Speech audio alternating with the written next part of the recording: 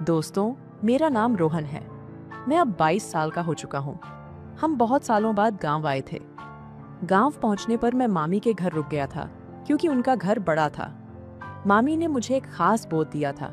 मेरे माता पिता हर रिश्तेदार के घर जा रहे थे, कभी चाचा के घर, कभी मामा के घर। मुझे मामी के घर रहने में बहुत आरामदायक लगता था। इसी वजह से मैं उनके घर ठहर गया था। मामा अमेरिका में नौकरी कर रहे थे और वह 2 साल बाद कभी कभी ही घर आते थे। मामी 30 साल की होते हुए भी बहुत युवा लगती थी। मामी ने मुझे देखते ही कहा, रोहन, तुम बहुत बड़े हो गए हो। मेरी माँ मुझे उनके साथ चाचा के घर जाने के लिए कह रही थी, लेकिन मैंने उन्हें मना कर दिया, क्योंकि मुझे यात्रा नहीं करनी थी। फिर मेरे माता पिता ड्राइवर के साथ चाचा के घर चले गए, जबकि मैं मामी के पास ही रुक गया। मैंने मामी से कहा, मामी, क्या मैं यहाँ रुक सकता हूँ? तुम्हें कोई आपत्ति तो नहीं है? मामी ने मेरे गाल पर हाथ फिरते हुए कहा, नहीं रे रोहन, मुझे क्यों परेशानी होगी? 4 दिन तक तुम्हारे साथ कोई बातें करने के लिए मेरे पास है। यह मेरे लिए अच्छा है। तुम्हारे मामा तो 2 साल बाद एक बार आते हैं। अब तुम्हारे मामा कमी तुम ही भर दो। फिर मामी घर के अंदर गई और मैं भी उसके पीछे गया। मामी ने मुझे मेरे पसंदीदा खाने की लिस्ट बनवाने को कहा और आज उसने मेरे पसंदीदा पनीर की सब्जी बनाई थी। देखते देखते मुझे वहां 2 दिन हो गए थे और मैं मामी के घर अपने घर की तरह आराम से था। दिन भर मैं मस्ती में रहता था, लेकिन मामी के घर में ऐसा नहीं था और मुझे इसकी आदत हो गई थी। लेकिन यहाँ रात में मुझे नींद नहीं आती थी, क्योंकि वहां बहुत गर्मी थी। एक रात जब मैं बाथरूम से बाहर निकला तो मैंने अपने कमर में तौलिया लपेट रखा था और शर्ट भी नहीं पहनी थी। मैंने अपने कमरे से बाहर जाकर टीवी चालू किया और अपने बालों में हाथ फेरने लगा। हवा इतनी अच्छी लग रही थी कि मैं अपनी आंखें बंद करके उस आनंद में डूबा हुआ था। अचानक मुझे अपने पैरों पर कुछ हलचल सी महसूस हुई, तो मैं घबरा कर पलटा। मामी भी मेरे ऊपर गिर गई। वह उस वक्त मेरे बहुत करीब थी। मैंने उसका हाथ पकड़कर उसे अपने से दूर किया और उठकर बैठ गया। मैंने कहा, मामी, ये क्या हो रहा है? तब उसने कहा, अरे, मैंने तुम्हारी चुटकी काटने और तुम्हारे साथ मस्ती करने की कोशिश की थी, लेकिन हमें एक साथ गिरना पड़ा। उसकी बात सुनकर हम दोनों हंसने लगे। मामी ने मेरे बालों में हाथ फेरते हुए कहा, क्या रे रोहन, तुम्हारे बाल पूरी तरह से गीले हैं और तुम यूं ही हवा में खड़े हो। तुमको सर्दी लग जाएगी। चल, मैं तुम्हारे बाल सुखा देती हूँ। वह अंदर जाकर एक नया तौलिया लेकर आई और उसने मुझे अपनी गोद में बैठा लिया। फिर उसने मेरे बाल सुखाने शुरू किए। जब मेरे बाल सूख गए तो उसने मेरी गीली पीठ भी पोंछ दी। मामी मेरी तरफ एकटक देखने लगी। फिर मैंने उसे गुड नाइट कहा और अपने कमरे में चला गया। यहाँ हर दिन मैं सुबह जल्दी उठकर व्यायाम करने की आदत में था, इसलिए उस दिन भी मैं सुबह सुबह टेरेस पर व्यायाम करने गया। जब मैं व्यायाम कर रहा था तो मैंने मामी से कहा, मामी, आज का दिन तुम आराम करो। व्यायाम करते समय थोड़े फिट कपड़े पहनने चाहिए। लेडीज के ऐसे कपड़े मार्केट में मिलते हैं, तुम वह पहन लो। फिर तुम्हें व्यायाम करते समय कोई परेशानी नहीं होगी। मामी ने जवाब दिया, ठीक है, तुम मेरे साथ मार्केट चलो। तुम खुद मेरे लिए वह कपड़े खरीद लेना। मामी शायद नहीं समझी थी कि मैं किस तरह के कपड़ों की बात कर रहा हूँ, लेकिन मुझे उसके साथ वह कपड़े खरीदने में थोड़ा संकोच हो रहा था। दोपहर में हम मार्केट जाने लगे। मामी के पास उसकी स्कूटी थी और उसने मुझे बाजार ले जाने के लिए कहा। हम एक लेडी स्पेशल कपड़ों की दुकान में गए। मैंने मामी के कपड़ों का माप उसे बताया और उसने मुझे वहां से कपड़े खरीदने के लिए भेज दिया। इससे पहले मैंने कभी भी महिलाओं के कपड़े खरीदने के लिए दुकान में नहीं गया था और मेरी कोई गर्लफ्रेंड भी नहीं थी। जब मैं कपड़े लेकर दुकान से बाहर आया तो मामी ने कहा, यहाँ सामने एक अच्छी लस्सी की दुकान है, चलो वहाँ लस्सी पीते हैं और फिर घर चलते हैं। वहाँ मामी को अपनी एक दोस्त मिल गई। मेरी मामी के साथ देखकर उसकी दोस्त मुझसे पूछने लगी। मामी ने उसे बताया, ये मेरे दोस्त हैं। इस पर मैं मामी की तरफ हैरानी से देखने लगा। फिर मामी ने अपनी दोस्त के सामने मेरा हाथ पकड़ लिया। जब हम घर के लिए चलने लगे तब मामी ने गाड़ी चलाई और अब वह पीछे बैठ गई। बैठते समय उसने मेरे कंधे पर हाथ रख लिया। मुझे नहीं समझ में आ रहा था कि मामी ऐसी क्यों कर रही है। जब हम घर पहुंच गए तो मैंने उससे पूछा, तुमने अपनी दोस्त को ऐसा क्यों बताया कि मैं तुम्हारा दोस्त हूँ? मामी ने कहा, अरे, मेरी उस दोस्त की मुझ पर बहुत नजरें हैं, इसलिए मैंने ऐसा कहा ताकि वह और ज्यादा अव्यवस्थित न हो। क्या तुम्हें यह अच्छा नहीं लगा? मैंने कहा, नहीं, मुझे तो अच्छा लगा।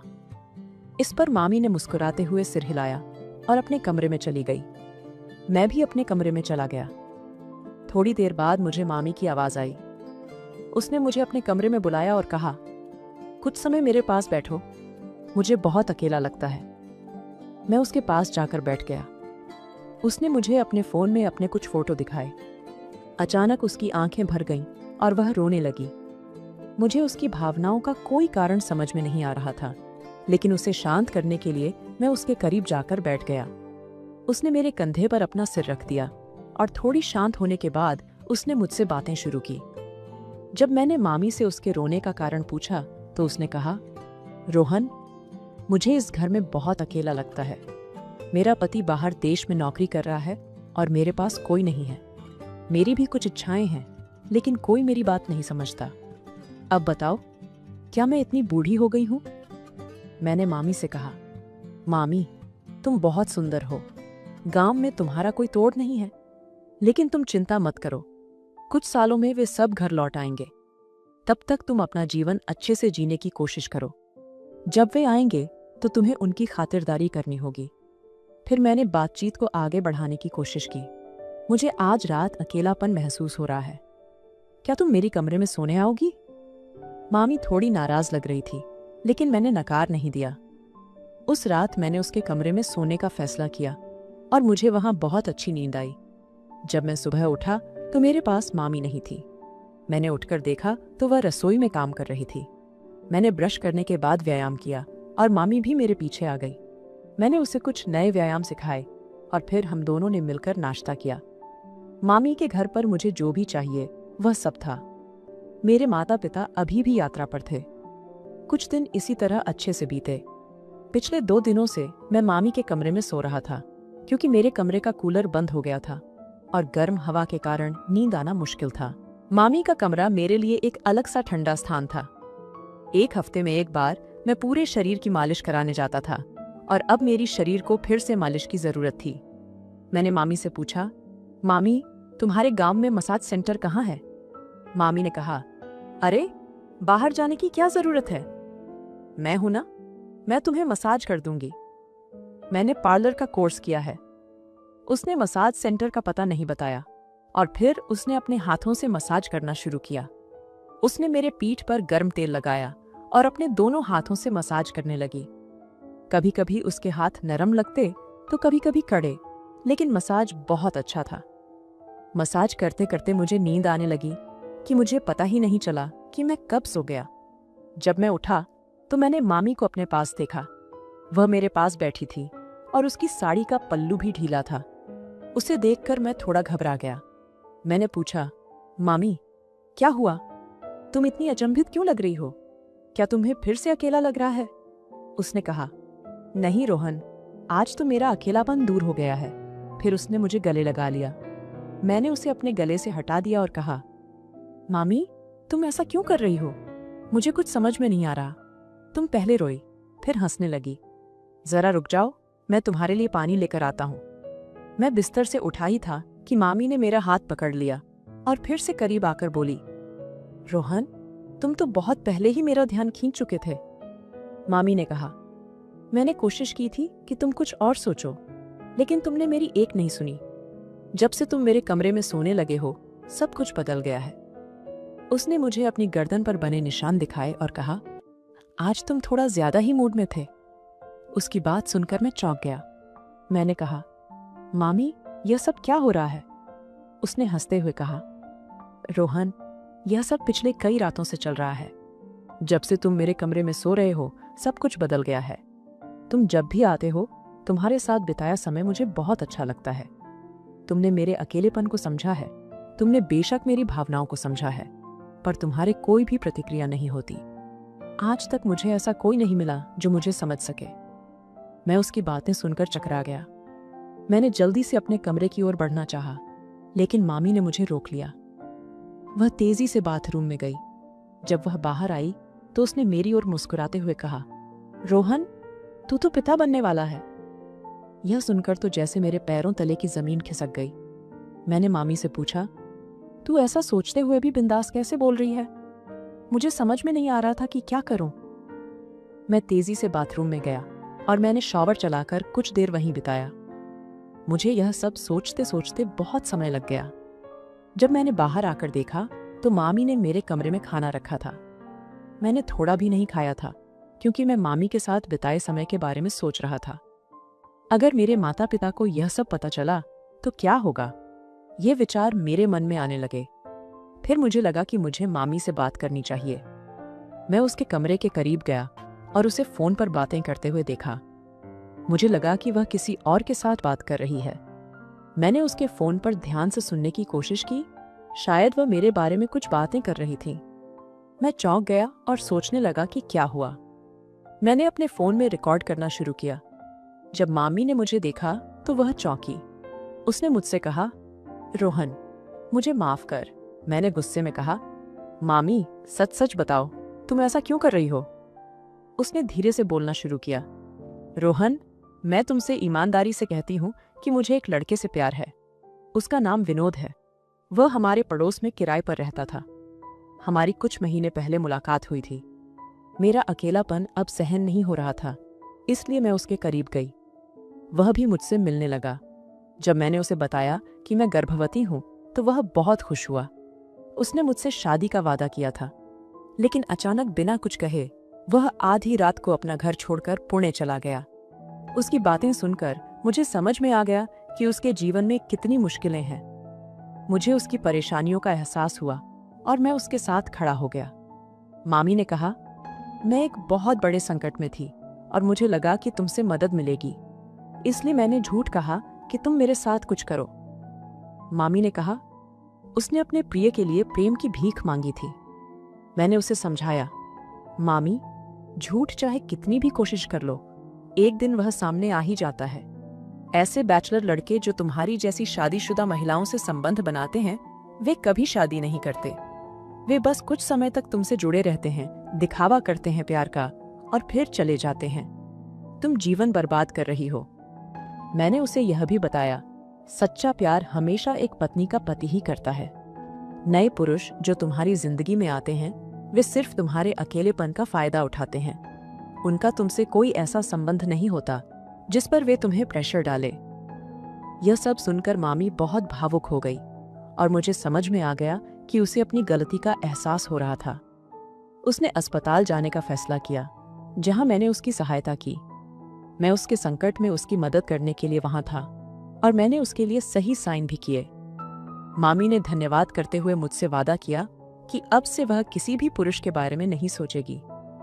मेरे सामने उसने यह वचन लिया।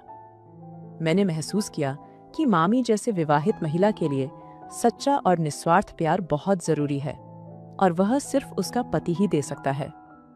इसलिए मैंने सोचा कि किसी भी विवाहित महिला को एक नए व्यक्ति के साथ संबंध नहीं बनाना चाहिए।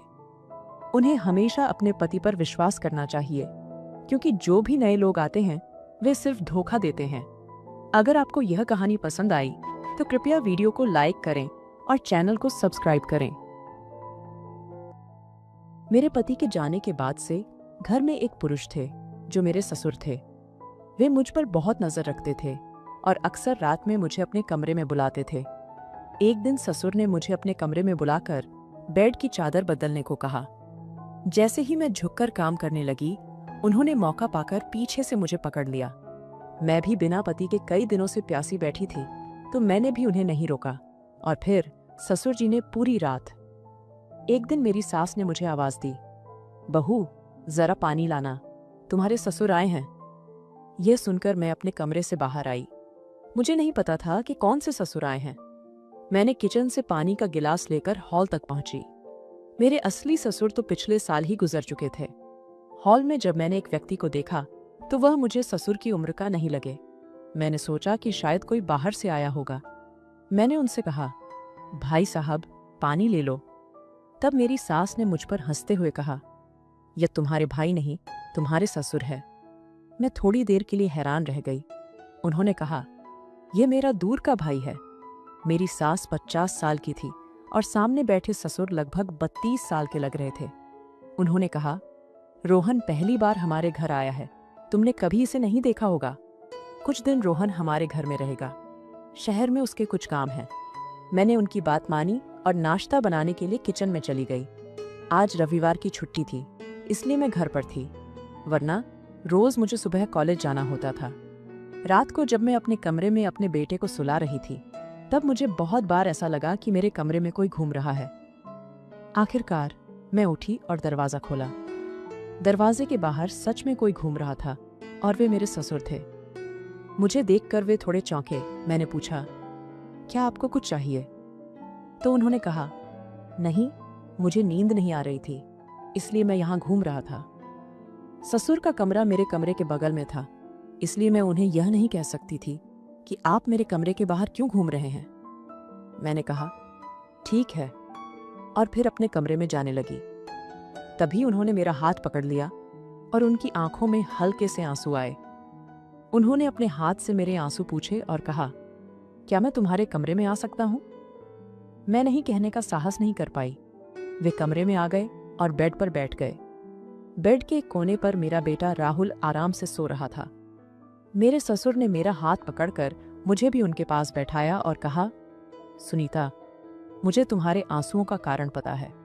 तुम्हारे आंसुओं में कहीं ना कहीं तुम्हारे पति की याद है।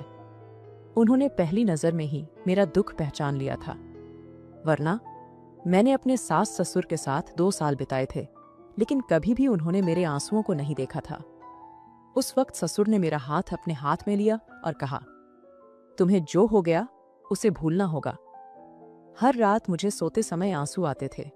उनके कहने का मतलब समझ में आया, लेकिन मेरे आंसू नहीं थम रहे थे। तब उन्होंने मेरे लिए पानी लाकर दिया। पानी पीने के बाद मैं थोड़ी शांत हो गई। वे मुझे अपनी यात्रा के बारे में बताने लगे। वे मेरे चेहरे पर हंसी लाने की कोशिश कर रहे थे और उनकी बातें खत्म नहीं हो रही थीं। घड़ी में देखा तो रात के 1 बजे थे। मुझे सुबह जल्दी उठकर घर का काम करके कॉलेज भी जाना था।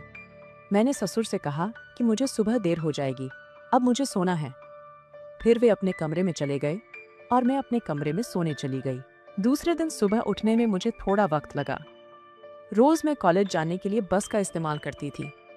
सुबह राहुल और सासू माँ को टाइम पर नाश्ता देकर मैं कॉलेज निकल गई। सुबह मुझे देर हो गई तो ससुर ने कहा, आज मैं तुम्हें कॉलेज छोड़ने आऊंगा। पिछले 2 साल से मेरे पति की बड़ी मोटरसाइकिल घर के बाहर खड़ी थी, जो आज चालू हुई थी। ये बात मुझे तब समझ में आई जब मेरे नए ससुर ने वह गाड़ी चालू की। मैं हफ्ते में 1 बार अपने पति की मोटरसाइकिल साफ करती थी, इसलिए वह चलने लायक थी। घर में 2 महिलाएं होने की वजह से वह मोटरसाइकिल किसी ने भी नहीं चलाई थी, लेकिन आज ससुर ने उसे चलाने का मन बना लिया था। सासू माँ ने भी मुझे उनके साथ जाने की अनुमति दी। उन्होंने कहा, तुझे देर हो गई है तो तेरे ससुर तुझे छोड़ देंगे। अब मुझे ससुर के साथ अपने पति की बाइक पर जाना ही था। बाइक पर बैठते ही मैंने ससुर के कंधे पर हाथ रख दिया, जैसे मैं अपने पति के साथ बैठते समय करती थी। जब मैंने सासू माँ की तरफ देखा तो याद आया कि यह तो मेरे ससुर हैं। मैंने तुरंत अपना हाथ हटा लिया, लेकिन घर से थोड़ा आगे बढ़ते ही फिर से मेरा हाथ ससुर के कंधे पर चला गया। इस बार जब मैंने अपना हाथ हटाना चाहा तो उन्होंने मेरा हाथ पकड़ लिया और उसे फिर से अपने कंधे पर रख दिया। उन्होंने कहा, लजाती क्यों हो? बिंदास रहो, तुम मुझ पर विश्वास कर सकती हो, मैं तुम्हारे ही घर का सदस्य हूँ। उनसे बात करते करते मेरा कॉलेज आ गया। दोपहर 1 बजे कॉलेज खत्म हुआ तो जैसे ही मैं बाहर निकली, मैंने देखा कि ससुर मुझे लेने आए हैं। उन्हें देखकर मैं उनके पास गई और कहा, ससुर जी, आप यहाँ क्या कर रहे हैं? उन्होंने कहा, पहले तो तुम मुझे ससुर जी मत बोलो, मेरा नाम रोहन है, तुम मुझे रोहन कहकर बुला सकती हो। तुम्हारी सासू माँ के सामने तुम मुझे ससुर जी बुला सकती हो, लेकिन जब हम दोनों हो तो मुझे मेरे नाम से ही बुलाओ। उन्होंने समझाया कि हमारे बीच उम्र का इतना अंतर नहीं है, और हाँ, अब मैं तुम्हें लेने आया हूँ। रोज तुम बस से सफर करती हो, ये मुझे मालूम हुआ कि जब तक मैं यहाँ हूँ मैं तुम्हें कॉलेज छोड़ने आऊंगा। कुछ ही समय में हम घर आए। घर आने पर मुझे सासू माँ और राहुल कहीं दिखाई नहीं दिए। मैंने सासू माँ को फोन किया तो उन्होंने कहा, मैं अपनी दोस्त के घर गई हूँ, कुछ देर में आ जाऊंगी। घर आते ही मुझे राहुल को देखने की आदत थी।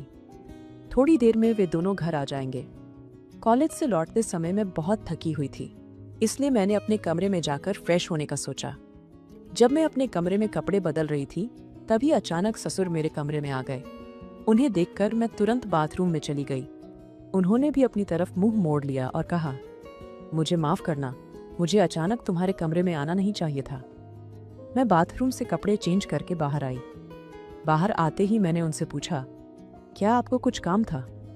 वे बोले, सुनीता, मुझे तो बहुत ज़रूरी काम था, मुझे बहुत भूख लगी है। मैंने सुना है कि तुम बहुत अच्छे से प्याज की भाजी बनाती हो। अब खाने पर पता चलेगा कि तुम्हारे हाथों का स्वाद कैसा है। मैंने किचन में प्याज की भाजी बनाने का मन बनाया और ससुर भी मेरी पीछे पीछे वहां आए। जब मैं भाजी तला रही थी वे मेरे पास खड़े थे। अचानक थोड़ा गर्मा गर्म और कड़कड़ाती हुई तेल मेरे ससुर की छाती पर गिर गया, जिससे वह दर्द से विवश होकर झिझक गए।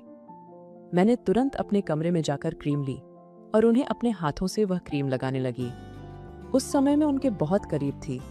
मेरा ध्यान उनकी चोट पर क्रीम लगाने में था, लेकिन मेरा ध्यान दूसरी ओर भी जा रहा था। उन्होंने कहा, तुम्हारा हाथ जैसे मेरी चोट पर चल रहा है, वैसे सब दुखना जैसे गायब हो गई है। जब मैंने उनके चेहरे की तरफ देखा तो मुझे उनकी स्थिति ठीक नहीं लगी। इस वजह से मैं धीरे धीरे उनसे दूर होने लगी। तभी मेरी सास मुझे वहां नजर आई। मुझे ससुर के इतने करीब देखकर वे मुझे थोड़ी अलग नजर से देखने लगी। मैंने अपनी नजरें झुकाई और उनसे दूरी बना ली। फिर मैं अपने काम में लग गई। वे इस बारे में कुछ नहीं बोले, लेकिन अब मुझे सासू माँ का हमेशा मेरे पीछे होना थोड़ा टकने लगा था। मैंने सासू माँ से इस बारे में शिकायत करने की हिम्मत नहीं की। राहुल अब अपने नए दादा के साथ काफी घुल मिल गया था। वह रात में सोने से पहले उन्हें हमारे कमरे में लेकर आता था और वहीं उनके साथ खेलता था। मैं ससुर से कह नहीं सकती थी कि वे अपने कमरे में जाएं, लेकिन राहुल को मैं उनके सामने डांट देती थी। लेकिन वह छोटे हैं, इसलिए ससुर भी जानबूझकर मेरे कमरे में रुकने का बहाना खोज लेते थे। एक दिन राहुल भूख के कारण रोने लगा। तब ससुर मेरे कमरे में ही उसके साथ खेल रहे थे। मैं दूध लाने किचन में गई। दूध लेकर आने तक राहुल सो गया था। जब मैं उसे सोते हुए देखती हूँ तब मैं दूध वापस किचन में रखने जा रही थी। तभी ससुर ने कहा, राहुल तो सो गया, लेकिन उसके दादाजी को तो भूख लगी है, यह दूध मुझे दे दो। जब मैंने ससुर को दूध का गिलास दिया तो उन्होंने मेरा हाथ मजबूती से पकड़ लिया। मैंने कहा, आप यह क्या कर रहे हैं? तो वे बोले, सुनीता, मैंने तुमसे पहले भी कहा था, जब हम दोनों हो तो मुझे ससुर मत बुला, मुझे मेरे नाम से ही बुलाओ। और हाँ, मैंने तुम्हारा हाथ इसलिए पकड़ा है क्योंकि तुम हमेशा मुझसे देखकर किचन से बाहर चली जाती हो। आज मुझे तुमसे थोड़ी बात करनी है। उनकी बातों पर मैं उनके पास बैठ गई। उन्होंने कहा, अब तुम्हारे पति को गए हुए 2 साल हो गए हैं। तुम कितने दिन रोती रहोगी? तुम बहुत सुंदर हो और तुम्हारी उम्र भी अभी है। तुम कितने दिन इस तरह का जीवन जियोगी? तुम्हें नहीं, लेकिन राहुल को तो अपने पिता की जरूरत महसूस होती होगी। मैंने सोचा कि मैं शादी के खिलाफ थी और अब किसी से शादी नहीं करना चाहती थी। इस विषय पर मैंने ससुर से ज्यादा बात नहीं की थी। फिर भी वे मुझे समझा रहे थे। उन्होंने पूछा, अगर तुम किसी पर विश्वास नहीं करती हो तो मुझे बताओ कि मैं तुम्हें कैसा लगता हूँ। उनके सवाल पर मैं उन्हें धीरे धीरे देखकर रह गई। घर में एक पुरुष के आने से माहौल काफी बदल गया था, लेकिन मैंने कभी भी ससुर के बारे में ऐसा नहीं सोचा। मैंने रोहन की बातों पर कोई प्रतिक्रिया नहीं दी। वह अपने कमरे में जाते ही मैंने अपने कमरे का दरवाजा बंद कर लिया और सो गई। सुबह जब मैं उठी तो हॉल में राहुल मुझे ससुर के हाथ में दिखा। मैंने तुरंत राहुल को उनके हाथ से खींच लिया और अपने कमरे में आ गई।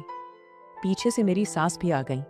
मैंने जिस तरह से ससुर से राहुल को खींचा था वह सब कुछ सासू माँ ने देख लिया था। उन्होंने कहा, बहू, यह सब क्या है? तुम अपने ससुर के साथ इस तरह क्यों भाग रही हो? राहुल कितनी खुशी के साथ अपने दादाजी के पास है, ये तुम्हें भी पता है। रोहन तो उसे खेला रहा था और तुम उसे इस तरह खींच कर ले आई जैसे वह कोई पराया हो। मुझे तुम्हारा यह व्यवहार बिल्कुल पसंद नहीं है। सासू माँ की बातें सुनकर मैं एक शब्द भी नहीं बोल पाई। उस दिन जब मैं कॉलेज जाने के लिए निकली, मैंने रोहन से कुछ नहीं कहा था कि मुझे छोड़ दे, लेकिन सासू माँ ने मुझे कड़े शब्दों में कहा, तुझे बस से जाने की जरूरत नहीं है, तेरे ससुर तुझे छोड़ने आएंगे। इससे पहले मैंने सासू माँ के सामने कुछ नहीं कहा और अब मैं रोहन के साथ बाइक पर बैठी थी। कॉलेज पहुंचते वक्त उसके पीछे चुपचाप बैठी रही। कॉलेज के गेट में मुझे छोड़ते ही रोहन ने कहा, सुनीता, क्या तुम्हें मुझसे किसी बात का गुस्सा है? मैंने उसकी तरफ ध्यान नहीं दिया और सीधे कॉलेज में चली गई। कॉलेज के अहाते में मुझे मेरी दोस्त मिली। उसने मुझसे कहा, सुनीता, पिछले कुछ दिनों से मैं देख रही हूं कि वह व्यक्ति तुम्हारे साथ कैसे बात करता है, तुम्हें कॉलेज में छोड़कर जाता है। उससे लगता है कि उसके मन में तुम्हारे लिए कुछ खास भावनाएं हैं। मैंने अपनी दोस्त की बातों पर भी कुछ नहीं कहा, लेकिन यह सब बातें मुझे कुछ अलग ही लग रही थी। रोहन के हमारे घर आने का असली मकसद क्या था, यह मुझे नहीं समझ आ रहा था। लेकिन उसकी मुझसे बात करने की शैली थोड़ी अलग थी। वह ससुर की तरह मेरी देखभाल करते हुए बात करता था, पर उसकी नजरें मुझ पर एक पुरुष की तरह ही रहती थीं। दूसरे दिन कॉलेज में एक गैदरिंग होने वाली थी और उस दिन मुझे कॉलेज जाने का बिल्कुल मन नहीं था। मुझे नाच गाने का देखने का बिल्कुल मन नहीं था। उस दिन सासू माँ अपने नातिन के साथ मार्केट गई थी। मुझे 12 बजे कॉलेज जाना था, लेकिन मेरा वहां जाने का बिल्कुल मूड नहीं था। मेरी दोस्त बार बार मुझे फोन करके कॉलेज आने के लिए कह रही थी, लेकिन मैं जाने की इच्छुक नहीं थी। मैंने अपनी दोस्त का फोन रख दिया और अपने कमरे में साफ सफाई करने लगी। तभी पीछे से ससुर मेरे कमरे में आए। उनके हाथ में एक सुंदर फैंसी साड़ी थी। उन्होंने वो साड़ी मेरे हाथ में दे दी और कहा, ये साड़ी पहनकर अच्छे से मेकअप करके तैयार हो, मैं तुम्हें तुम्हारे कॉलेज के फंक्शन में छोड़ने आऊंगा। मैंने कहा, मुझे कहीं नहीं जाना है। आप कौन होते हैं यह तय करने वाले कि मुझे कहाँ जाना है और कहाँ नहीं? ससुर ने कहा, तुम्हारी बात सही है। मैं यह नहीं कहता कि तुम क्या करो या नहीं, पर मैं बस यह चाहता हूँ कि तुम कभी अपने लिए तैयार हुआ करो। आज एक बार खुद को सजाकर देखो, तुम्हारी खूबसूरती में और भी निखार आएगा। यह कहने की जरूरत नहीं है। ससुर के ऐसा बोलने का मुंह पर इतना असर हुआ कि जब वे मेरे कमरे से बाहर गए तो मैंने उनकी दी हुई साड़ी पहनकर तैयार हो गई। जब मैं तैयार हो गई तो मैंने अपने कमरे का दरवाजा खोला। जैसे ही दरवाजा खोला, मैंने देखा कि ससुर बाहर खड़े हुए थे। उन्होंने मेरा हाथ पकड़कर मुझे फिर से कमरे में ले जाने की कोशिश की। उन्होंने अपने हाथों से मुझे लिपस्टिक लगाई। उन्होंने कहा, यह लाल रंग तुम पर बहुत अच्छा लग रहा है। लिपस्टिक लगाकर जब उन्होंने अपना हाथ नीचे किया, तभी सासू माँ राहुल के साथ कमरे में आई। जब सासू माँ ने मुझे ऐसे रंग बिरंगे कपड़ों में देखा तो उन्होंने मेरी खूबसूरती की तारीफ करनी शुरू कर दी। पहले सासू माँ मुझे ठीक रहन सहन का आग्रह करती थी, लेकिन मैंने कभी उनकी बात नहीं मानी। आज मैं रोहन की बात कैसे मान गई, यह मुझे समझ नहीं आ रहा था। जब मैं तैयार हुई तो रोहन मुझे अपनी गाड़ी से कॉलेज छोड़ने आया। मेरी कुछ सहेलियां रोहन को मेरे पति समझ रही थीं और कह रही थीं कि उनकी जोड़ी बहुत खूबसूरत लगती है। ये बातें सुनकर रोहन के चेहरे पर अलग खुशी थी, लेकिन मैंने सबको सच बता दिया। मैंने कहा, ये मेरा पति नहीं है, ये मेरे ससुर हैं। इतना कहने पर सबकी आंखें खुली की खुली रह गईं। कॉलेज के फंक्शन में आने के बाद रोहन मेरे साथ ही रहा। जब हमने कॉलेज से घर जाने के लिए गाड़ी में बैठे तो मेरा हाथ अनायास ही रोहन के पैर पर चला गया। लगभग आधे रास्ते तक मेरा हाथ उसके पैर पर था। अचानक मुझे होश आया और मैंने अपना हाथ वहां से हटा लिया। मुझे समझ नहीं आ रहा था कि मुझे ऐसा क्यों महसूस हुआ। घर पहुंचते ही सासू माँ राहुल को लेकर सब्जी खरीदने गई थी और मुझे पता था कि वह कम से कम 1 घंटे नहीं आएंगी। तब मैंने रोहन को अपने कमरे में बुला लिया और अपने ब्लाउज की रिबन खोलने में उसकी मदद ली। रिबन खोलने में 2 सेकंड लगते हैं, लेकिन रोहन को आधा मिनट लग रहा था। तभी मैंने उसकी ओर चेहरा घुमाते हुए उसका हाथ पकड़ लिया और कहा, तुझे मुझसे क्या चाहिए, ये मुझे समझ में आ गया है। रोहन का हाथ अब मेरे कंधे पर आ गया था। उसने कहा, सुनीता, तुम एक दिन मेरे इरादे को समझोगी।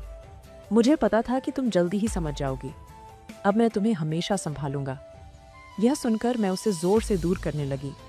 मैंने पहले ही तय कर लिया था कि अब उसे हमारे घर से अलविदा कहना है। इन 2 सालों में मेरे पास कई रिश्ते आए, लेकिन मेरे पति के जाने के बाद मुझे किसी और पुरुष से शादी नहीं करनी थी। मैंने रोहन से कहा, मुझे अच्छी तरह पता है कि तुम्हारी मुझ पर कैसी नज़र है, लेकिन एक बात ध्यान में रखो, मैं तुम्हें अच्छी तरह पहचान चुकी हूँ। इतना समय बीतने के बाद तुम अब हमारे घर क्यों आए हो? मेरी सासू माँ तो सबको भाई बना देती है और उन्हें घर में ले आती है। वह बहुत सरल और भोली है, लेकिन मैं तुम्हारे इरादे समझ चुकी हूँ। मेरे गुस्से को देखकर रोहन मेरे करीब आ गया।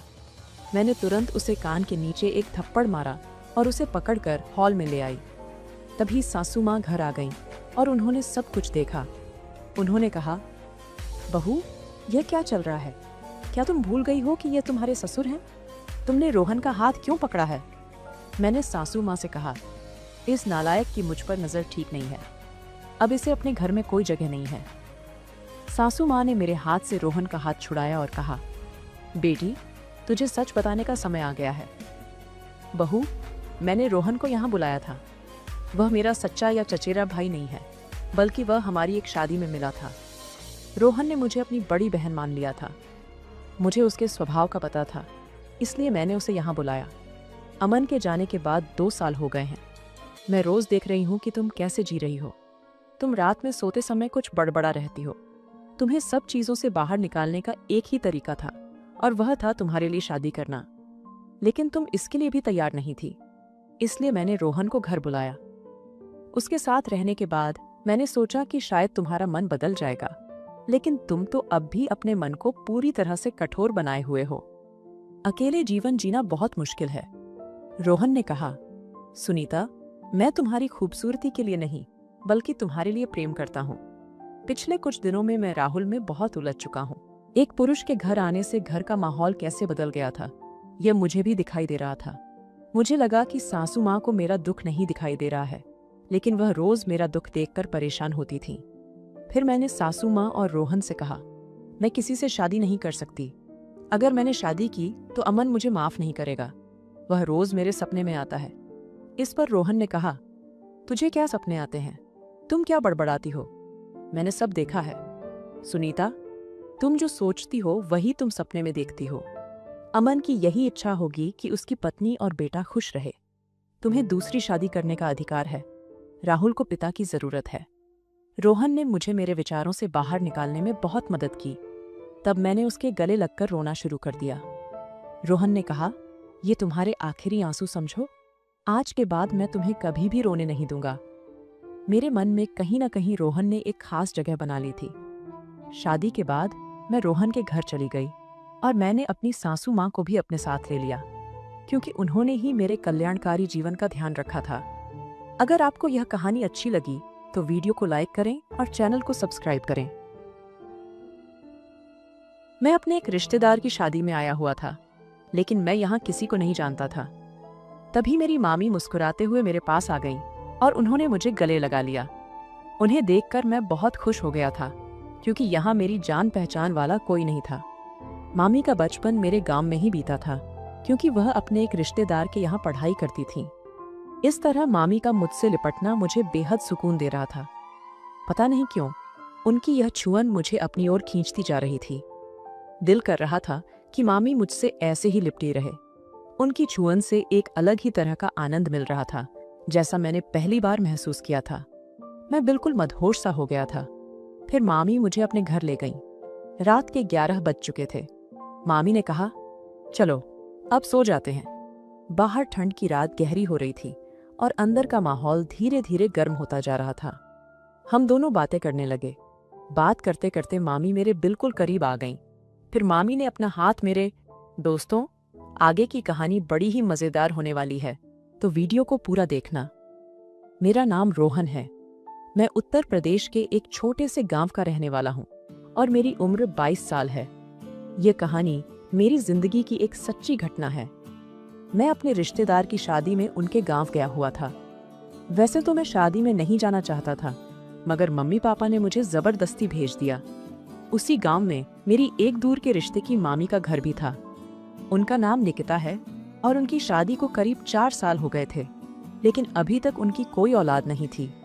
मामी भी उसी शादी में आई थी। मैंने उन्हें दूर से देख लिया था, लेकिन मामी ने मुझे नहीं देखा। उनका बचपन भी हमारे गांव में ही बीता था, क्योंकि वह हमारे गांव के स्कूल में ही 12वीं तक पढ़ी थी। मुझे वह बचपन से ही बहुत अच्छी लगती थी, क्योंकि वह मेरा बहुत ध्यान रखती थी। मैं मामी को करीब 4 साल बाद देख रहा था। अपनी शादी के कुछ दिन पहले वह हमारे गांव में आई थी, लेकिन इस बार तो मैं मामी को देखता ही रह गया। वह किसी हीरोइन से कम नहीं लग रही थी। मैं उनकी खूबसूरती को शब्दों में बयान नहीं कर सकता। सच कहूं तो मुझे मामा से भी जलन होने लगी थी। उस दिन मैंने पहली बार औरतों के लिए आकर्षण महसूस किया था। मैं थोड़ा गुमसुम टाइप का हूँ और जल्दी किसी से खुलकर मिलता नहीं हूँ, लड़कियों से तो बिल्कुल भी नहीं। लेकिन मामी की खूबसूरती और उनकी जवानी ने मेरे मिजाज को ही बदल कर रख दिया था। मैं उन्हें बाहों में लेने के सपने देखने लगा। पता नहीं क्यों मेरे दिल में इस तरह के विचार आ रहे थे। मैंने अपने दिल को समझाने की बहुत कोशिश की, मगर दिल तो मानने को तैयार ही नहीं था। वह जहां भी जाती मैं उन्हें छुप छुप कर देखता रहता। उस दिन मैंने पहली बार अपने दिल को इतना मजबूर होते हुए देखा था। कुछ ही घंटों में मैं एक अच्छे भले आदमी से पागल दीवाना बन गया था। जनवरी का महीना था तो ठंड भी कुछ ज्यादा ही बढ़ती जा रही थी। रात के साथ साथ ठंड भी बढ़ रही थी। शादी का माहौल था तो सोने की व्यवस्था भी कुछ ठीक नहीं थी। मैं इसी सोच में लगा था कि अब ऐसी सर्दी में रात कैसे कटेगी, लेकिन भगवान ने मेरी प्रार्थना सुन ली और मेरी समस्या का समाधान कर दिया। मामी मुस्कुराते हुए मेरे पास आ गईं और उन्होंने मुझे गले लगा लिया। उन्हें देखकर मैं बहुत खुश हो गया था, क्योंकि यहाँ मेरी जान पहचान वाला कोई नहीं था। मामी का बचपन मेरे गांव में ही बीता था, क्योंकि वह अपने एक रिश्तेदार के यहाँ पढ़ाई करती थी। इस तरह मामी का मुझसे लिपटना मुझे बेहद सुकून दे रहा था। पता नहीं क्यों मुझे उनकी यह छुअन अपनी ओर खींचती जा रही थी। दिल कर रहा था कि मामी मुझसे ऐसे ही लिपटी रहे। उनकी छुअन से एक अलग ही तरह का आनंद मिल रहा था, जिसे मैंने पहली बार महसूस किया था। मैं बिल्कुल मदहोश सा हो गया था। तभी मामी मुझसे अलग होते हुए बोली, रोहन तुम कब आए? मैंने कहा, मामी मैं तो दिन में आ गया था। तब मामी मुझे देखकर बोली, क्या बात है रोहन, तुम कुछ परेशान लग रहे हो। फिर मैंने मामी को अपनी रात बिताने की समस्या बताई तो वह बोली, इसमें परेशान होने की क्या बात है, तुम मेरे साथ चलो, मेरे घर पर तुम आराम से सो जाना। मैं खुश हो गया था और मामी के साथ उनके घर की तरफ चल पड़ा। अंधेरी रात थी और रास्ता भी बहुत संकरा था। मामी ने कहा, रोहन मुझे अपना हाथ दे दो, अंधेरे में तुम्हें रास्ते का पता नहीं चलेगा। मैंने अपना हाथ मामी की तरफ बढ़ा दिया। जैसे ही उन्होंने मेरा हाथ अपने कोमल हाथों में लिया तो मेरे पूरे बदन में एक सिहर सी दौड़ गई। अपने हाथ में उनका कोमल हाथ पाकर मुझे बहुत अच्छा लग रहा था। आहिस्ता आहिस्ता हम दोनों एक दूसरे का हाथ पकड़कर मामी के घर की तरफ बढ़ने लगे। उसी रास्ते से कुछ और लोग भी अपने गांव की तरफ जा रहे थे। हमसे आगे कुछ ही दूरी पर 3-4 औरतें भी जा रही थीं और मामी के बारे में बातें कर रही थीं। उनमें से एक ने कहा, निर्मला कल तुम्हारी बेटी की सगाई है, तुम निकिता को मत बुलाना, नहीं तो अब शगुन हो जाएगा। ऐसे शुभ मौके पर बांझ का साया भी नहीं पड़ना चाहिए। एक ने तो यहाँ तक कह दिया, अशोक को तो इसे तलाक दे देना और दूसरी शादी करके अपना घर बसाना चाहिए। अंधेरी रात होने के कारण उन्हें इस बात का एहसास नहीं था कि हम भी उनके पीछे पीछे हैं, इसलिए वे इस तरह की बातें कर रही थीं। उनकी बातें सुनकर मामी ने मेरे हाथ को जोर से भींच लिया, जैसे कि वह किसी बात को बड़ी मुश्किल से बर्दाश्त कर रही हो। मुझे भी यह सुनकर बहुत दुख हुआ कि मामी कितना कुछ बर्दाश्त कर रही थी। थोड़ी ही देर में मामी फूट फूट कर रोने लगी। उन्हें बहुत ज्यादा दुख पहुंचा था। फिर मैंने उन्हें रुकने के लिए कहा और वह रुक भी गईं। मैं उनके दोनों बाजुओं को पकड़कर बोला, मामी आपको इन लोगों की बातों पर ध्यान नहीं देना चाहिए। जब आप जानती हैं कि इसमें आपका कोई दोष नहीं है तो आपको दुखी भी नहीं होना चाहिए। आप बहुत अच्छी हैं, देखना एक दिन सब कुछ ठीक हो जाएगा।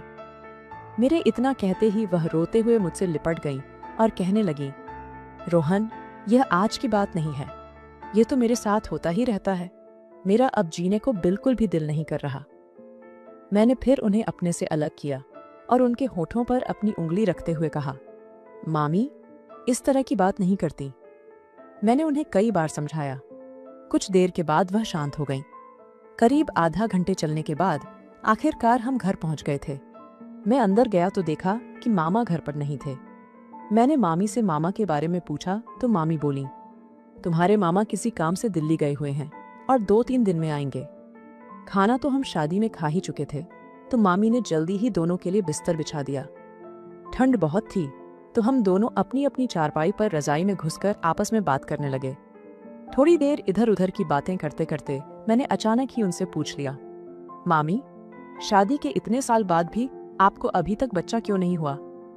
मेरी बात सुनकर मामी काफी उदास हो गईं और बोलीं, क्या बताऊं रोहन, तुम्हारे मामा के अंदर ही शायद कोई कमी है। उन्होंने यह बात तो मुझे आज तक नहीं बताई, बल्कि यह बात उन्होंने मुझसे छुपाई है। जिस क्लिनिक में वह टेस्ट करवाने गए थे, वहां एक मेरी फ्रेंड काम करती है। उसने मुझे बताया कि तुम्हारे पति को इस तरह की समस्या है। मैंने भी आज तक उनसे कभी इस बारे में कोई बात नहीं की। हाँ, एक बात जरूर है कि वह साधुओं पर ज्यादा विश्वास करते हैं और उन पर बहुत ज्यादा भरोसा करते हैं। उन पर पैसा भी बहुत ज्यादा लुटाते रहते हैं।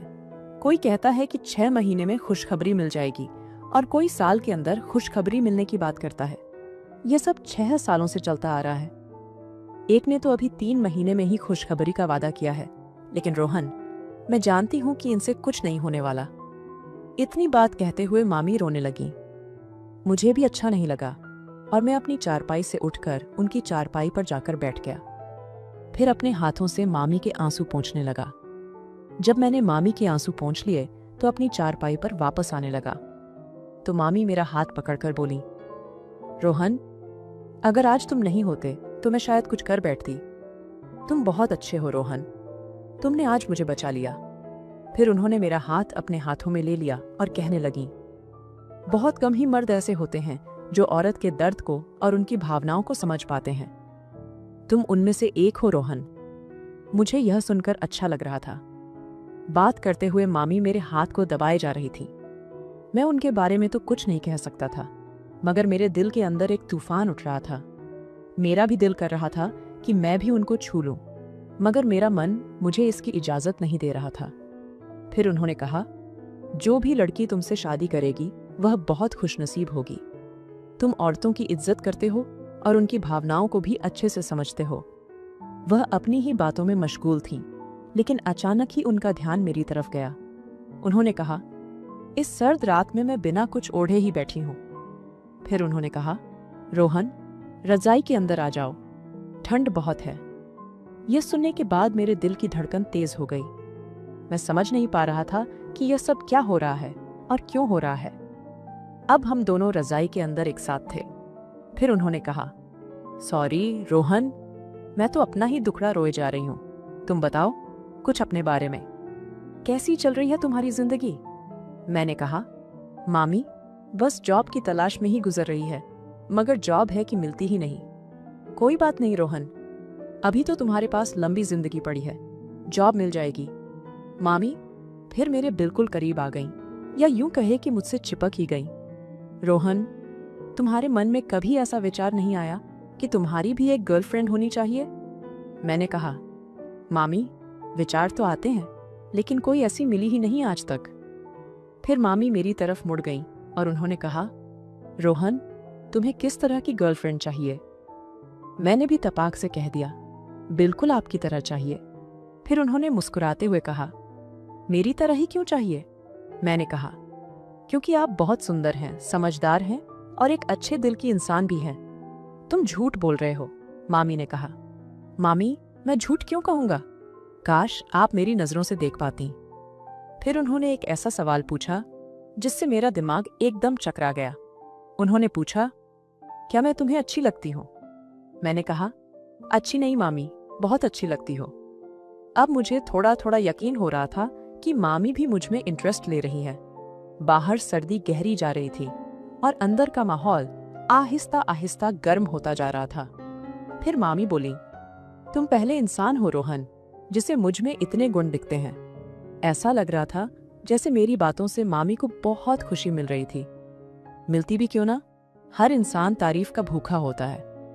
मैं मामी से एक बात कहना चाहता था, लेकिन शब्द जुबान पर आते आते रुक जाते थे।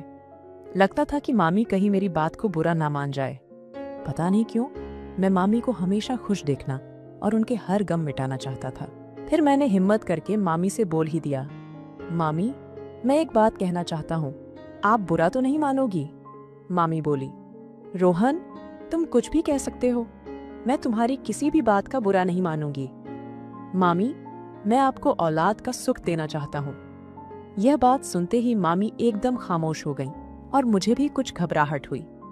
कुछ देर बाद खामोशी को तोड़ते हुए मैंने कहा, मामी, मुझे माफ कर दो, शायद मैंने गलत कह दिया है। मामी बोली, नहीं रोहन, तुम कुछ भी गलत नहीं कह रहे हो। तुमने तो अपना समझकर ही मुझसे यह बात कही है। मैं तो यह सोच रही हूं कि यह गलत नहीं होगा क्या। फिर मैंने कहा, अगर बहुत कुछ ठीक करने के लिए थोड़ा सा गलत किया जाए तो मेरी समझ से यह गलत नहीं होगा। फिर मामी बोली, रोहन, मैं तुम्हारी बात से सहमत हूं, लेकिन मुझे सोचने के लिए कुछ वक्त चाहिए। मैंने कहा, ठीक है मामी, आप सोच लेना।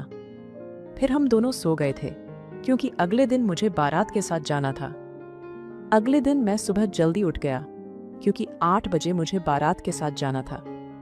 जब मैं वहां से जाने लगा तो मामी ने कहा, शाम को भी यही आना रोहन, मैं तुम्हारा इंतजार करूंगी।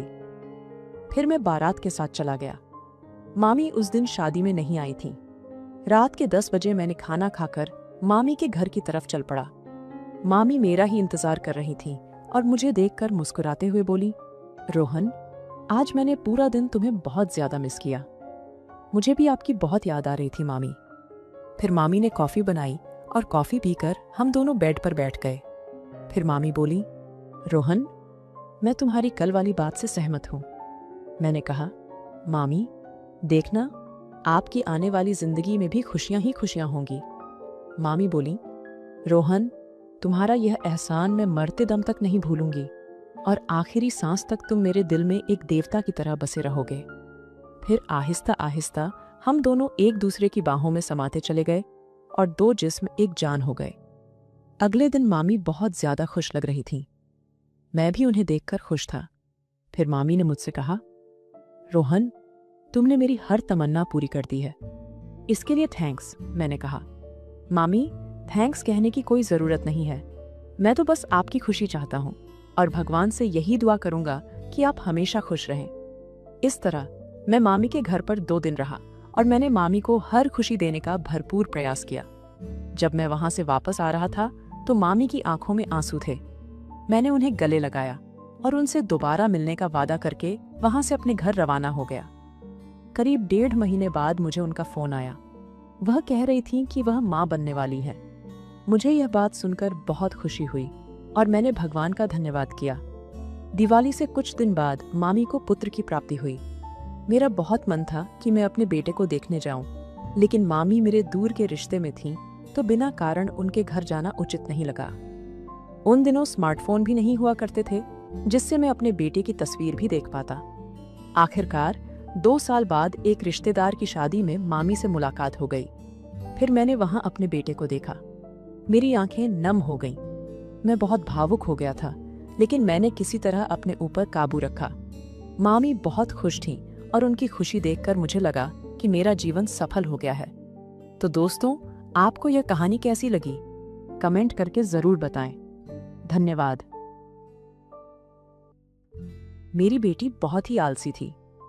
मेरे दामाद ने उसकी इस आदत से थक कर मुझे वहां बुलाया। एक दिन रात को 12 बजे उन्होंने मुझे अपने कमरे में बुलाया और कहा, आज भी मेरी पत्नी सो गई है। आज मैं अपनी इच्छा मारकर वैसे ही नहीं सो सकता। ऐसा कहकर दामाद ने मुझे अपने बिस्तर पर लिटा दिया और फिर मैंने अपनी बेटी की शादी केवल 28 साल की उम्र में किया था। उसकी इतनी देर से शादी होने का कारण भी यही था। वह एकलौती थी, इसलिए उसे लाड प्यार में बड़ा किया गया। साथ ही उसे घर के कामों की आदत नहीं थी, इसलिए मुझे अपनी बेटी के लिए एकलौते बेटे की उम्मीद थी। कई वर्षों की खोज के बाद मुझे वह दामाद मिला जो मुझे चाहिए था। मेरा दामाद अकेला था, उसके माता पिता नहीं थे और न ही भाई बहन। वह अच्छी नौकरी पर था और उसका अपना घर भी था। मेरी बेटी के लिए ऐसा रिश्ता बहुत अच्छा था, इसलिए मैंने तुरंत विवाह की तैयारी की और अपनी सुनीता का विवाह कर दिया। लेकिन शादी के बाद मैंने जो उम्मीद की थी वह पूरी नहीं हुई। मुझे पता नहीं था कि सुनीता अकेले अपने पति का भला रख नहीं पाएगी। मुझे लगा कि वह किसी एक व्यवहार में काम करके लेगी। शादी से पहले मैंने उसे अच्छी तरह समझाया था और उसने भी मुझे हाँ कहा था। अब शादी के कुछ महीने बाद मुझे उसकी कुछ शिकायतें सुनने को मिल रही थीं। पहले तो दामाद ने अपनी पत्नी की आलस को सहा, लेकिन अब वह दोनों घरों के काम देखते देखते थक गए थे। एक दिन मैंने अपनी बेटी की खबर लेने उसके घर जाने का निर्णय लिया था। मैं वहां 2 दिन रुकी। 2 दिन बाद जब मैं अपने घर लौटने लगी तो सुनीता ने मुझे रोक लिया। उसने कहा, माँ, मुझे अभी बहुत थकान महसूस हो रही है। तुम और कुछ दिन मेरे मदद के लिए यहीं रहो। घर जाकर तुम क्या करोगी? मैं अपनी बेटी की आलसी स्वभाव को जानती थी। पिछले 2 दिनों से मैंने देखा कि उसने तो काम से हाथ खींच लिया था। उसकी आलसी आदत को देखकर मुझे डर लगने लगा कि कहीं दामाद उसके पास से दूर होने का निर्णय न ले ले। मेरे दामाद उसकी आलसीपन को बहुत चुपचाप सहन कर रहे थे और ऐसे शांत व्यक्ति का एक न एक दिन गुस्सा फूट जाता है। मुझे लगा कि मुझे समय रहते अपनी बेटी को सही दिशा में लाने की जरूरत है। इसलिए मैंने कुछ दिन और सुनीता के पास रुकने का फैसला किया। उस दिन शाम को दामाद ऑफिस से घर आए। मुझे उनके घर देखकर वह हैरान रह गए। मैंने उन्हें चाय दी तो उन्होंने कहा, सासू माँ, आप आज सुबह जाने वाली थी, फिर अचानक अभी इधर कैसे? मैंने कहा कि क्या मेरे यहाँ रहने से आपको खुशी नहीं हो रही? उन्होंने कहा, नहीं, ऐसा कुछ नहीं है। कल रात को आप अपने घर जाने की जल्दी कर रही थीं, अब अचानक रुक गए हैं, इसलिए मैंने आपसे सवाल किया। उन्होंने आगे कहा कि आप यहाँ रहेंगी तो मुझे फायदा होगा, क्योंकि पिछले 2 दिनों से आपके हाथ के स्वादिष्ट खाने का आनंद ले रहा हूँ। शादी के बाद से अब मैं पेट भरकर खा रहा हूँ। दामाद की यह बात सुनकर मुझे समझ में आ गया कि सुनीता अपने पति का कितनी अच्छी तरह ख्याल रखती है। मैंने उन्हें बताया कि मैं कुछ दिन और उनकी देखभाल करने और सुनीता को घर के कुछ और काम सिखाने के लिए यहाँ रहूंगी। तब दामाद ने कहा, आप यहाँ हमेशा रहने लगी तो मुझे कोई समस्या नहीं है, क्योंकि आप घर में रहेंगी तो सुनीता भी आपकी तरह हो जाएगी। दामाद को मेरे यहाँ रहने में कोई परेशानी नहीं थी, इसलिए मैंने उनके घर रहना शुरू कर दिया। मेरी बेटी की शादी के बाद मैंने अपनी नौकरी से रिटायरमेंट ले ली थी, क्योंकि अब मैं अकेली थी, इसलिए मुझे ज्यादा पैसों की जरूरत नहीं थी। अब मुझे पेंशन मिल रही थी और रहने के लिए मेरा अपना घर भी था, इसलिए मैंने ज्यादा मेहनत न करके आराम करने का निर्णय लिया। देखते देखते मुझे सुनीता के पास कुछ दिन हो गए थे। पिछले 2 दिनों से मैं दामाद को रात में हॉल में देख रही थी। मुझे लगने लगा था कि दामाद और सुनीता के बीच कुछ विवाद हुआ है। आखिरकार न रहते हुए तीसरे दिन रात को दामाद को हॉल में देखकर मैं उनके पास गई और उनसे उनके हॉल में सोने का कारण पूछा। तब बिना कुछ कहे उन्होंने मेरा हाथ पकड़कर मुझे उनकी कमरे में ले गए। वहां जाकर उन्होंने कहा, सासू माँ, आप देख रही हैं कि आपकी बेटी कितनी गहरी नींद में है। अब तो हमारी शादी को 4 महीने हो गए हैं और सुनीता ने 4 महीनों में ही 4 साल बना दिए हैं। पति को भी समय देना चाहिए, यह तो उसे पता होना चाहिए। उसे अपनी नींद इतनी प्रिय है, यह तो मुझे समझ में नहीं आ रहा। सच में यह सुनीता की पहली शादी है, क्योंकि उसे मुझ में कोई भी रुचि नहीं दिखाई दे रही थी। अब उसे रोज रोज एक ही चीज समझाते समझाते मेरा सिर दर्द होने लगा है, इसलिए मैं अपने हॉल में जाकर सो जाता हूँ। दामाद की बातें सुनकर मैं बहुत चिंतित हो गई थी। मेरे दामाद मेरी बेटी से बिल्कुल भी खुश नहीं दिख रहे थे। तब मैंने उन्हें कहा, आप बिल्कुल चिंता न करें, मैं सुनीता को समझा दूंगी। दामाद और बेटी के रिश्तों के बारे में मुझे पता था, इसलिए मेरी आंखों से नींद उड़ गई थी। मुझे लग रहा था कब सुबह होगी और मैं अपनी बेटी से बात करूंगी। सुबह होते ही दामाद ऑफिस चले गए और मैंने सुनीता से बात करने का फैसला किया। मैंने उससे कहा, सुनीता, अब शादी के बाद पति को कैसे खुश रखा जाता है, यह बातें मुझे तुम्हें सिखानी होंगी। मैं देख रही हूं तुम्हारी नींद इतनी गहरी कैसे हो गई है। क्या तुम्हारे पति को तुम्हारी नींद से थकावट नहीं हो रही? इस पर सुनीता ने कहा, माँ, तुम मेरी नींद के बारे में मत बोलो। मैं कितनी देर सोती हूँ। उस समय उसे अपनी गलती का एहसास नहीं था, लेकिन फिर भी मैंने उसे समझाने का प्रयास किया। उस दिन रात को मुझे दामाद हॉल में नहीं दिखे। मैं उनके और सुनीता के बीच सब कुछ ठीक है या नहीं, यह देखने के लिए उनके कमरे के बाहर गई। वहां जाकर मैंने उनके कमरे के अंदर झांका। अंदर देखा, दामाद मुझे कमरे की खिड़की में खड़े दिखे और सुनीता गहरी नींद में थी। मेरी समझाने का उन पर कोई असर नहीं पड़ा था। जब मैं वहां से निकलने लगी तो अचानक मेरे साड़ी के पल्लू फंस गया और मुझे जोर से झटका लगा। मैं नीचे गिर गई। मेरी आवाज सुनकर दामाद दौड़ते हुए बाहर आए और मुझे गिरा हुआ देखकर मेरे पास आए। उन्होंने कहा, सासू माँ, इस समय आप हमारे कमरे के बाहर क्या कर रही थीं? मैंने कहा, सुबह मैंने सुनीता को समझाया था, क्या वह आज भी सोई है, यह देखने आई थी। तब उन्होंने कहा, सुनीता को कितना भी समझाया जाए, उसका कुछ भी फायदा नहीं होगा। मैंने तो अब उसका नाद छोड़ दिया है। आप बेवजह उसे टेंशन न दें। उसके कारण ही आपके पैरों में चोट लगी है। इसके बाद दामाद ने मुझे उठाया। उन्होंने मेरा एक हाथ अपने कंधे पर रखा और दूसरा हाथ मेरे कमर पर। वह मुझे मेरे कमरे तक ले जाने लगे। मेरे कमरे में आते ही दामाद ने मेरे पैर दबाने शुरू कर दिए। दामाद के स्पर्श से मैं शर्मा गई थी। उन्होंने कहा, आपको शर्माने की कोई जरूरत नहीं है। दामाद बहुत बिंदास स्वभाव के थे, लेकिन मेरे लिए यह सब नया था। कितनी भी स्थिति हो, हमारा एक मान सम्मान का रिश्ता था। तब मैंने दामाद को नहीं कहा, लेकिन वे मेरे घुटनों तक मेरे पैरों को दबाने लगे। उस समय दामाद की नजरें मुझ पर अलग ढंग से घूम रही थीं। धीरे धीरे दामाद की नजरें मेरी तरफ घूमने लगी थीं और मुझे उस समय इसका एहसास नहीं हुआ। मैं अभी भी दिखने में सुंदर हूँ और मेरा शरीर पहले जैसा ही है। तब मेरे पैर छूने के दौरान दामाद ने कहा कि सासू जी, आपकी बेटी से ज्यादा आप थकी हुई नहीं दिख रही हैं। आप तो अभी भी जवान दिख रही हैं। दामाद की बात सुनकर मैं बस मुस्कुरा दी। इसके बाद के दिनों में मैं सुनीता को हर चीज सिखाने की कोशिश कर रही थी और वह धीरे धीरे मुझसे घर के काम सीखने लगी थी। मेरी बेटी के घर से जाने के बाद से मैं 2 समय का खाना बनाना भूल जाती थी।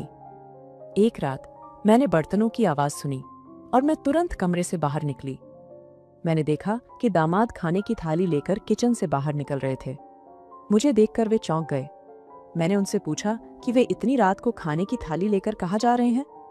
उन्होंने कहा कि मुझे रात में भूख लगी है और मैंने जो स्वादिष्ट व्यंजन बनाए हैं उनका स्वाद मुझे अचानक याद आ गया है। इसलिए मैंने कहा कि चलो हम दोनों साथ में बैठकर खाते हैं। दामाद ने मेरा हाथ पकड़कर मुझे डाइनिंग टेबल पर बैठाया और मुझे खाना परोसने लगे। जब वे मुझे खाना परोस रहे थे तो उनका एक पैर मेरे पैर पर था और वे मुझे बार बार मेरी आंखों में देख रहे थे। मैं उनकी सास हूं, लेकिन उन्हें यह बात याद नहीं रही। मैंने 2 घास खाया और फिर पानी पिया और दामाद से कहा कि मेरा पेट भर गया है। लेकिन दामाद ने मुझसे और खाने के लिए जिद की और मैंने उन्हें खाना परोसना जारी रखा। वे मुझसे बहुत अजीब तरीके से व्यवहार कर रहे थे, लेकिन मैं उन्हें मना नहीं कर सकी। मैंने दामाद से कहा कि कल कुछ छात्रों ने हमारे घर को किराए पर लेने के लिए आकर कहा था और हमारे घर का ऊपर का कमरा खाली है। क्या हम ये कमरा किराए पर दे सकते हैं? लेकिन दामाद ने मना कर दिया और मैंने कुछ और नहीं कहा। अगली रात दामाद ने हद पार कर दी। वह मेरे कमरे में आया और मेरा हाथ पकड़कर मुझे अपने कमरे में ले गया। मैं बहुत घबरा गई थी और मैंने उनसे कहा कि यह क्या हो रहा है। उन्होंने मुझे एक शॉर्ट नाइटी दी और कहा कि इसे पहनकर आओ। मैं उनकी बात सुनकर हैरान रह गई। मैंने उनसे कहा कि तुम यह क्या बोल रहे हो? मैं तुम्हारी सास हूं और तुम्हें यह नहीं भूलना चाहिए। लेकिन उन्होंने कहा कि सुनीता तो सो गई है और मुझे अपने घर की बाकी चीजें तुमसे ही पूरी करनी होंगी। यह नाइटी मैं सुनीता के लिए लाया था, लेकिन वह इसे पहनना भूल गई। अब तुम ही मुझे यह नाइटी पहनाकर दिखाओ। मैं दामाद की बात सुनकर बहुत शर्मिंदा हो गई और मैंने उनसे कहा कि मैं तुम्हारी सास हूं और तुम्हें यह नहीं भूलना चाहिए। लेकिन मैं उन्हें मना नहीं कर सकी और वहां से चली गई। अगले दिन सुनीता सोकर उठी और नाश्ता करने लगी। जब वह नाश्ता कर रही थी तो मैंने उसे वह नाइटी दी और कहा कि मैं अब यहाँ से जा रही हूँ क्योंकि तुम सुधारने में असमर्थ दिख रही हो। तुम्हारे कारण दामाद ने मुझे यह नाइटी दी और मुझसे अपनी इच्छा व्यक्त की। तुम्हारे कारण मुझे दामाद की बात सुननी पड़ी। अगर तुम अपने पति को खुश नहीं रख सकती हो तो तुम्हारा जन्म व्यर्थ है। मैंने सुनीता से बहुत कुछ कहा।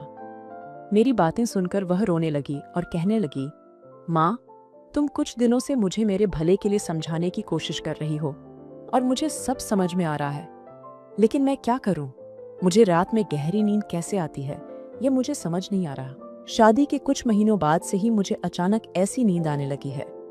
मुझे नहीं पता तुम्हारा बेटा आकाश मेरे बारे में क्या कहता है, लेकिन आज तक मेरे अनुभव से मैंने यही महसूस किया है कि आकाश को मुझ में कोई रुचि नहीं है। तब मैंने सोचा कि सुनीता अपने पति के बारे में झूठ बोल रही है या दामाद अपनी पत्नी के बारे में। यह समझना असंभव था। उस रात मैंने सुनीता को मेरे कमरे में जाने को कहा और उसकी जगह जाकर सो गई। उस रात मैंने सुनीता की तरह नाइट गाउन पहनकर उसकी जगह पर सोने की कोशिश की। मैंने अपने चेहरे के ऊपर तक कंबल खींच लिया था। जब दामाद उनके कमरे में आए तो मैं चौंक हो गई और मेरे पैरों से कंबल थोड़ा खिसक गया। उस वक्त दामाद ने मुझे सुनीता समझ लिया। वे मेरे करीब आए और मेरे पैरों पर हाथ फेरी करने लगे।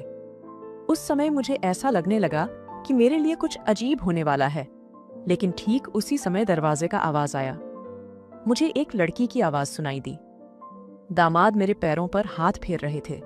यह देखकर वह लड़की बोली, आकाश, क्या तुम अब मुझसे मन भर चुके हो? अब क्या तुम्हें तुम्हारी गबली पत्नी पसंद आने लगी? उस लड़की की बात सुनने के बाद दामाद का हाथ मेरे पैरों से हट गया। मैं कंबल की थोड़ी सी दरार से सब देख रही थी। एक लड़की दामाद के कमरे में आई थी, और वह केवल उनके कमरे में नहीं थी, बल्कि वह मेरे दामाद को गले लगाए हुए थी। कुछ समय बाद दोनों मुझे बिस्तर पर आते हुए दिखे।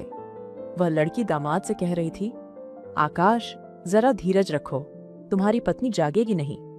दामाद ने कहा, वह सुबह तक उठ नहीं सकेगी, क्योंकि मैंने आज भी उसके पीने के पानी में नींद की दवा मिला दी है। उस पर लड़की ने कहा, तेरी पत्नी का काम हो गया है, लेकिन सास का क्या करना है? उनके कारण हमारी रोज की मुलाकात में अब रुकावट आ रही है। इस पर दामाद ने कहा, मैं अपनी सास के साथ भी न चाहते हुए उस तरह का व्यवहार करने लगा हूं। मैंने सोचा कि इस तरह व्यवहार करने से वे शर्मिंदा होकर अपने घर चली जाएगी, लेकिन वे तो यहां से जाने को तैयार नहीं है। दामाद और उस लड़की की बातें सुनकर मैं हैरान रह गई थी। मतलब दामाद मेरी बेटी को धोखा दे रहे थे। तब मैंने कंबल से बाहर आते हुए उन दोनों को देखा। मुझे देखकर दामाद शॉक हो गए थे। मैंने उनसे कहा, मैंने तुम्हें एक अच्छा इंसान समझा था, लेकिन तुम तो मेरी बेटी को धोखा दे रहे हो। मैं तुम्हें आसानी से नहीं छोड़ने वाली। उस पर वह लड़की बोली, तेरी बेटी थोड़ी मंदबुद्धि है, ऐसे लड़कियों को कोई पुरुष क्यों पास करेगा? उसने मुस्कुराते हुए कहा, अब तुमने सब देख लिया, अब हम तुझसे और तेरी बेटी से विदा ले रहे हैं। दामाद ने कहा, मैं तुमसे जिंदगी नहीं बिता सकता। तुम्हारी तरह की लड़कियां सिर्फ टाइम पास के लिए होती हैं। मैं अपनी पत्नी को छोड़ नहीं सकता। दामाद के अफेयर के बारे में जानकर मुझे बहुत बड़ा झटका लगा। उस समय दामाद मेरे सामने बहुत सजीव दिखने लगे थे, लेकिन मैं जानती थी कि वह असल में कैसे हैं। मैंने अपनी भोली भाली बेटी को ऐसी व्यक्ति के पास रहने नहीं दिया। दामाद की प्रेमिका ने अपनी बदनामी के डर से दामाद के खिलाफ कोई कदम नहीं उठाया, लेकिन मैंने उस नालायक इंसान को पुलिस में दिया और अपनी बेटी को एक झूठे रिश्ते से मुक्त कर दिया। दोस्तों, आजकल कोई भी कभी भी धोखा दे सकता है, इसलिए यह समझना बहुत जरूरी है कि किस पर भरोसा करना है और किस पर नहीं। इसलिए हर कदम बहुत सोच समझकर उठाना चाहिए। दोस्तों, आपको यह कहानी कैसी लगी? अगर आपको पसंद आई तो वीडियो को लाइक करें और चैनल को सब्सक्राइब करें।